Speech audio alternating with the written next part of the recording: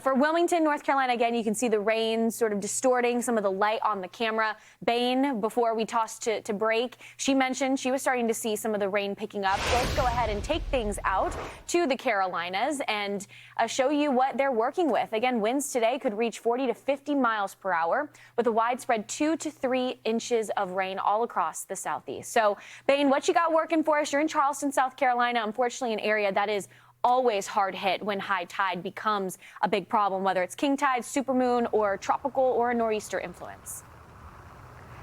Yeah, absolutely, Haley. This is an area that is, they're pretty familiar when it comes to that coastal flooding, especially during the high tide cycles. But, yesterday was a whole different beast. I mean, this was one of the highest tides they've seen in a very, very long time. Even locals were surprised by just how high the tide ended up coming in and impacting those roads. Before we chat about that, though, I do want to head out to Myrtle Beach, South Carolina, where actually dealing with some of that beach erosion at this point. I do believe we have some photos that we can show you. And, that's kind of going on throughout the entire coast of the Carolinas here. Just these rough surf, this intense waves, and as well as those higher tides that are just chipping away at the beach. And, again, that's over in Myrtle Beach, but here at home and here in Charleston, South Carolina, where I'm sitting at, we were at the beach a couple days ago, and that's what we were seeing, just a bunch of beach erosion as the surf was incredibly high. So not only are we dealing with high tides, but rough surf, those rip currents are also on the higher end as well, so advising people to stay out of the water.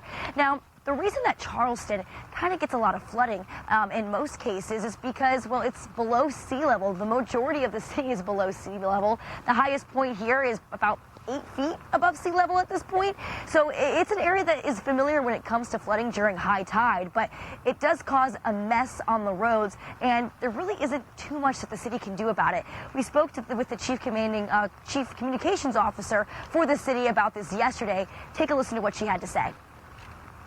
Charleston, we're already kind of low-lying area. We're like right at sea level, and I think our highest place on the peninsula is like 8 feet above sea level.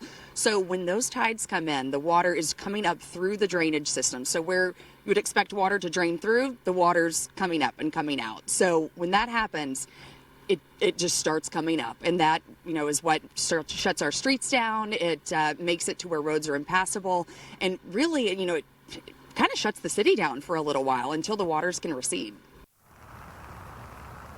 Yeah, it definitely shut the city down yesterday. We were dealing with those really intense tides that were rolling on through. I mean, we were in a parking lot.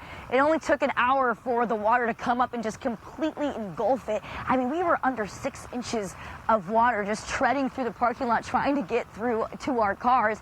And eventually, once we get into low tide and high tide moves out, it starts to recede. But other than that, there really isn't much you can do. You kind of just have to wait out all of that flooding. So when the tides are especially high, it makes it really difficult for folks to get around.